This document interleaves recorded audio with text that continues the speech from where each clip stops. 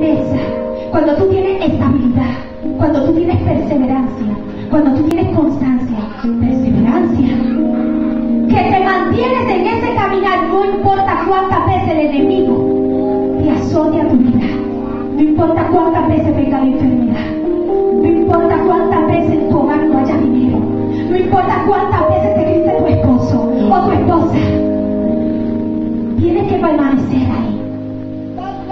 Cristo viene pronto. Y a todos los lugares que voy digo, Cristo viene pronto. Cristo ya está ahí por nosotros a buscarnos. Pero tenemos que tener firmeza. Hay que tener estabilidad. Aleluya. Y entonces, cuando el Espíritu de Dios toca tu vida y el Señor te ha hecho un llamado, el Señor tiene propósito con cada uno de nosotros. Y esos propósitos se tienen que cumplir. ¿Sabes cuál es el problema? Que cuando nosotros tratamos que esos propósitos de Dios se cumplan, ahí es cuando viene el enemigo y introduce el yugo. Porque el yugo no solamente viene por el enemigo, también el Señor lo da a tu vida para probar cuán firme eres tú, cuán carácter tú tienes ante la situación. ¿Y cuál es el yugo? Mira, el yugo significa atadura, opresión. Dice que el yugo está impuesto por un poder superior o una circunstancia.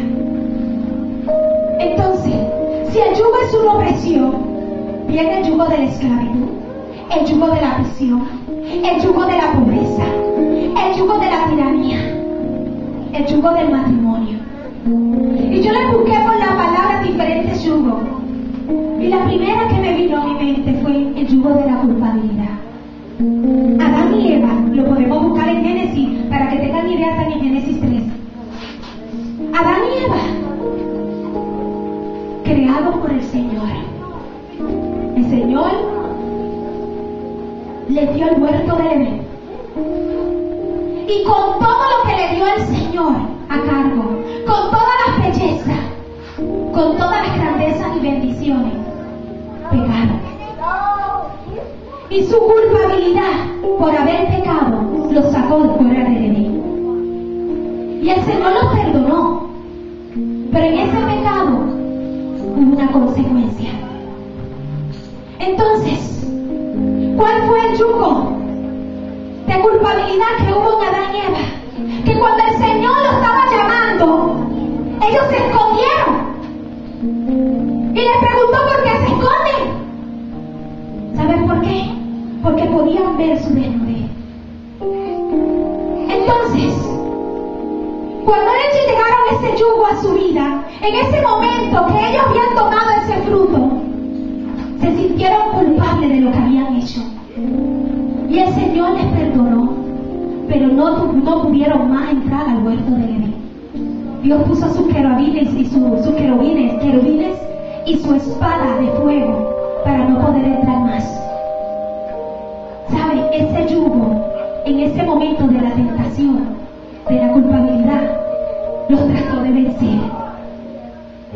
Pero, con todo y eso, el Señor les perdonó. Otro yugo, el pueblo de Israel en Éxodo. El pueblo de Israel, que era el pueblo que estaba en la esclavitud por Faraón, todo el tiempo clamando al Señor, porque no podían más por tanto que los maltrataba. Y aquí el Señor les encomendó a un tartamudo. ¿Sabes un tartamudo? Una persona que no puede hablar apropiadamente y acorta las palabras. ¿Quién era ese tartamudo? Moisés. Ese tartamudo que al principio también se asustó como usted y yo. Cuando el Señor nos hace un llamado y el Señor quiere que tú hagas algo y tú le dices, Señor, no me atrevo, Señor, no quiero. Señor, me darás tu autoridad. Se me quitará el miedo. ¿No te ha hecho un llamado al Señor y no te has atrevido a hacerlo por miedo? Lo mismo le pasó a Moisés. ¿Sabe lo que hizo el Señor? Le puso a alguien a su lado para que hablara con él, por él. ¿Y qué hizo Moisés? llevó la palabra. Llevó esa palabra, no importando, llevó esa palabra. ¿Libertó el Señor al pueblo de Israel de la esclavitud? Sí. Los sacó de la esclavitud.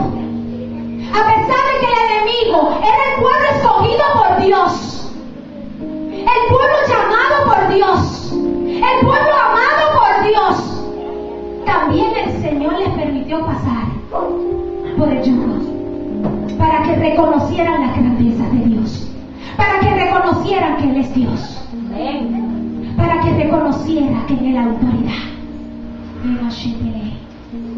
Y si nos vamos más adelante, está el yugo de la pobreza, que mucho ese yugo nos atormenta en nuestra vida, ¿verdad? Muchas veces estamos bien y otras veces decimos, Señor, ¿pero qué es esto? No hay nada en casa. Pero tenemos que creerle a Dios. Tenemos que tener fe que Él obrará a nuestro favor. Tenemos que tener firmeza a esa fe, firmeza a ese Dios poderoso, que Él obrará a favor de nosotros. ¿Sabe? El yugo de la tiranía. Y te preguntas, wow, el yugo de la tiranía. El yugo de la tiranía es donde tú estás amando de otra persona más arriba que tú. Un jefe, por ejemplo. Y por experiencia propia, años atrás, yo tenía un empleo que lo conocen los cierros aquí, que yo tenía dos jefas, una americana y una hispana. Y lamentablemente a la hispana no le agradaban las cristianas. Y ella constantemente era algo contra mí, pero algo constante. Me doblegaba el trabajo, me hacía sentir mal, le gustaba humillarme, muchas cosas. Y yo decía, Señor, ¿pero qué es esto? Todos los días yo tengo que levantarme a trabajar en este lugar y otra vez ser pisoteada por esta mujer. Entonces se ponía de acuerdo con la otra. Yo recuerdo que una vez estaba embarazada y ella me hacía recoger los canducos de agua de esos grandotes. Y yo decía, Dios mío, pero ¿hasta cuándo? ¿Hasta cuándo esto va a suceder? Si yo te sirvo, Señor. Si no, yo, mira, Señor, yo alabo tu nombre. Pero tú sabes, me había llenado de ira. Me había molestado de tantas cosas que me pasaban en mi trabajo, de tanta injusticia. Y un día me fui a correr bicicleta por la parte de atrás de mi casa. Y empecé a llorar y empecé a decirle y hablarle por todos lados al Señor y decirle que hiciera algo por mí. Después me fui en la noche a orar en mi cuarto, en la habitación. Y empecé a pedirle perdón al Señor. Porque yo me había puesto a gritar y a enojarme y a tener ira. Y eso es pecado. Y yo decía, Señor, perdóname, pero es que yo no resisto más. Yo no quiero estar más en ese trabajo. Y comencé a adorar al Señor en la noche. Y comencé a pedirle perdón y hacía mis manos. Y empecé a alabarle y le decía que cuánto le amaba. Y yo empecé a sentir la presencia del Espíritu Santo de Dios. Y yo sentí algo maravilloso en mi vida. Eso fue una de las noches que Él me dio para que escribiera. Y yo decía, Señor, yo empecé a sentir algo especial, porque cuando tú tienes intimidad con el Señor, con el Espíritu Santo de Dios, tú puedes ser libre aún en tu casa. Aleluya. Y yo me recuerdo, aleluya, que yo caí ratata. Y me quedé ahí un buen rato, pero la presencia de Dios estaba ahí. Al otro día, a la semana, cuando regresé a mi trabajo, me llamó mi jefa y me dijo que montara todo lo que tenía que hacer. Y después me llevó a su oficina. ¿Sabe qué sucedió? Me despidieron. Y yo me enojé muchísimo. Decía, Señor, ¿por qué me despidieron? Pero, Señor, si tú dijiste que ibas a pelear por mí, que tú eres mi poderoso gigante. Y eso fue en el altar de la iglesia. Yo estaba llorándole al Señor y después me di cuenta de lo que estaba haciendo. Y dije, Señor, perdóname. Perdóname si me acabo de acordar que le dije que peleara por mí. Y yo escuché esa voz en mi pensamiento y mi corazón y me dijo, no querías que peleara por mí. No querías que te quitara ese yugo. Te lo quité. Con mi